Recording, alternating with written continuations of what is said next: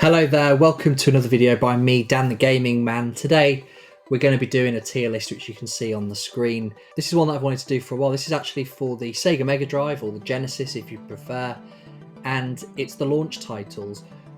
It's actually quite hard to find what the launch titles are for the Genesis and the SEGA Mega Drive because it's been kind of released 3 times. So it was released in Japan on the 29th of October 1988. And there were 2 launch titles. It was then released in the United States on the 14th of August 1989. And then Europe got their own launch on the 30th of November 1990, which was obviously about a year after it was released in Japan.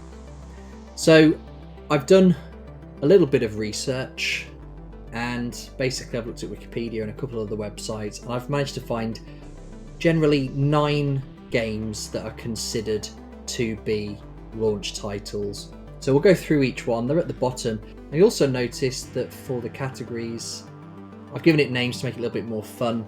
Usually they have S, A, B, C, D. I'm going with Super Duper. That's for the best games. We've got Pretty Rad, which is sort of thing that we would have said in the 90s, wouldn't we? Something was pretty rad. Got So-So for our middle games, Quite Poor if it's below average, and Waste of Time if it's just a terrible game and you shouldn't bother with it. So we'll go through each one. As I chat, there will be a clip running to show me playing the game earlier today, as I got a feel for each one. Some of them I had played before, a couple I hadn't.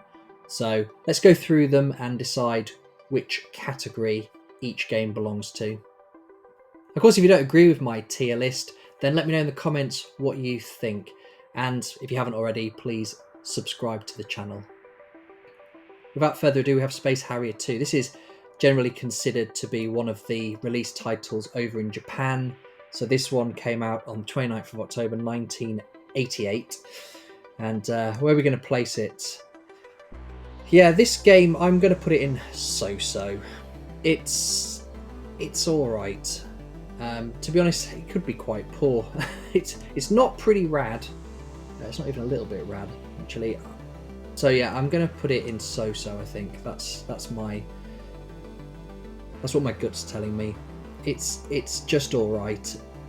I think if I had got this with my Mega Drive when I first acquired one, it probably would have kept me entertained for a while. The problem with Space Harrier 2 is, as a port of an arcade game, it's pretty unforgiving. It's quite a difficult game, and that's probably the case for a lot of the early releases on the SEGA Mega Drive. If I got nothing else to play, then I would play it, and I think that's all right. It's not something I would avoid, but it's never ever going to be the first one I pick up. Next we have Super Thunderblade, and just like I said about Space Harrier, this is a port of an arcade game, I believe, and it's again pretty difficult. It's pretty hard to get into. I found, as you'll see from the footage, that I couldn't survive very long. I just kept getting shot down. I don't know if I will put it in Quite Poor. I think that might be harsh because it's not a bad game. It's just I'm useless at it. So I'm going to put it in So-So. I think if I had this with the Mega Drive when I first got it for Christmas, I probably would have got a lot of fun out of this game. It's one of those, I think if you play it more and more, you'll get better and better at it. You'll get further into the levels. So I'm sure it's not really a bad game. Those 2 were released at the same time as the console in Japan. And as a matter of fact, they were launch titles for the American and European releases as well. Next we have Altered Beast. Now this is one that's famous for being a pack-in game for a lot of people who picked up the Mega Drive around the time of its release. They would have got Altered Beast with it. For me, this is, at the risk of losing lots of viewers, I'm going to put this one in So-So again. I know that there's going to be some other games that are not going to make this rank. Yeah, again, it's playable. And I did play it a lot in the 90s. I remember someone having this, going around their house and getting a lot of fun out of it at the time. It's an alright game. Again, it's not a great game. I wouldn't describe it as poor either, so I think So-So is probably right for this one. It's a game that everyone needs to play. If you've not played Altered Beast, then get on it. It's gaming history. It's an essential game on the system, so definitely worth checking out, but it's nothing special. Last Battle is next. This game is probably a cross between Shinobi and Streets of Rage. That's how I'd describe it. But unfortunately, unlike those two games, it's not good. I would say this one is quite poor. That's our first one that's not so-so. I played this, I found the hit detection a bit strange, particularly when you're in the side-scrolling levels. You basically just kick or punch and you're going to hit something, even if it's nowhere near you. One thing that was quite good about the game is you could choose your path as you play through, and that was quite cool to see. You also have some one-on-one levels as well, but in those fights, the hit detection seems to be quite strict. So you have to get very close to the enemy to be able to register any kind of offense on them. But yeah, I'm going to put it as quite poor. It's not worth checking out. If by looking at the footage you think it looks alright, then by all means have a go at it. But for me, I probably wouldn't say that it's a waste of time, but it's definitely a poor game, and you won't get much fun out of it, I don't think. There's no real challenge here. Next we have Thunder Force 2.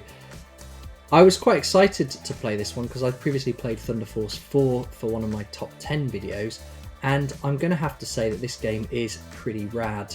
After playing Super Thunderblade, I thought another shooter might not be much fun. This is a top-down shooter though, and you've got the freedom to just fly in any direction you want. I enjoyed it. I'd say it's pretty rad, just like my shirt. Very cool and enjoyable, and yeah, I had a lot of fun with this one.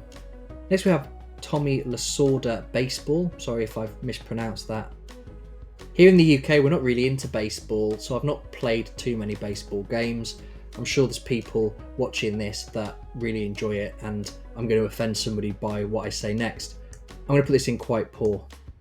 I don't know if this is a series like the John Madden football series, maybe there's lots of them, or if it was just a one-off, but I played it for about 10 minutes and didn't really know what's going on because I don't understand the rules of baseball. So perhaps there is a good game here, I'm not sure, but I'm sure that there's better baseball games from that era available. I bet there's even 16-bit or 8-bit games that have been released today which are much better than this. So for me, it's quite poor. If you're into baseball, give it a try, you might enjoy it. Fortunately for me, because I don't know the rules, I didn't. But I'm not going to say it's a waste of time because I'm sure that somebody watching this will have nostalgia for this and probably will tell me in the comments that this is actually a really good baseball game, and I'll take your word for it. Next we've got Alex Kidd in the Enchanted Castle. And this is a hard one for me. I do have a soft spot for Alex Kidd. I would like to put him in pretty rad, but then going back and playing this, it's a game I've not played for a few years, it is probably a so-so game. It's one of those where you jump and you sort of slide along, which I really hate platformers that do that.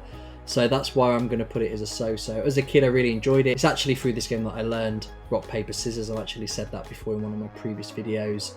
And I do have a soft spot for this game. A bit like Altered Beast, it was one that I played during the early mid-90s. So I have a lot of time for this. And I'd say it's a so-so game. There are better platformers on the system, obviously, but I wouldn't say it's poor. And I'm sure people in the comments will swing one of two ways, which is to say that it is pretty rad or to say that it is quite poor. So let me know down below which camp you would fall into. Next we're going to have Columns. Now Columns is quite addictive, it's quite fun. I will say pretty rad for this one, just because I don't want to overload the so-so category. I think there's a lot of fun to be had with Columns. I don't think it's as good as Tetris, obviously, but being able to play a puzzle game on the Mega Drive is always fun, I think, and it's definitely one of the best. It's colourful, it's fairly addictive, so yeah, I'm going to say pretty rad for this one. And finally, we have Golden Axe, which obviously is a waste of time. Just kidding. It's super duper. It's one of the best games on the system, and I've previously stated my love for the Golden Axe series. I think they're brilliant, all of the games. There's lots of debate as to which Golden Axe game is the best. I would say 1 or 2, but I do like 1. I probably have more nostalgia for this game than any on the list. It's super duper. It's worth playing, and if you've not played it already, what are you doing? Get on it. So as you can see, we don't really have anything in the waste of time tier. I will keep these 5 categories for future tier list videos. If you'd like to see another tier list video, let me know in the comments below. Tell me which systems launch games you want me to do, or perhaps give me a tier list of another kind. If you're a fan of the Sega Mega Drive / Genesis, which I'm sure you are because you clicked on this video, then you'll probably like my top 10 Sega Mega Drive / Genesis games video. The list can be viewed here. And if you like puzzle games like Columns, then why not check out my video on Katamari, which is a brilliant game. It's a hidden gem, not too many people know about it. And if you're one of them, then check out my review here. Until next time, stay safe and keep gaming.